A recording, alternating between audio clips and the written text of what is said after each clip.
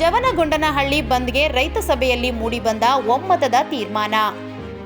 ಜವನಗೊಂಡನಹಳ್ಳಿಯ ಹೋಬಳಿಯ ಕೆರೆಗಳಿಗೆ ವಾಣಿ ವಿಲಾಸ ಜಲಾಶಯದ ನೀರನ್ನು ಭರ್ತಿ ಮಾಡುವಂತೆ ಆಗ್ರಹಿಸಲು ಜೂನ್ 10ರಂದು ಜವನಗೊಂಡನಹಳ್ಳಿ ಬಂದ್ ಆಚರಿಸಲು ಜವನಗೊಂಡನಹಳ್ಳಿಯಲ್ಲಿ ನಡೆದ ಸಭೆಯಲ್ಲಿ ಒಮ್ಮತದ ತೀರ್ಮಾನ ಕೈಗೊಳ್ಳಲಾಗಿದೆ.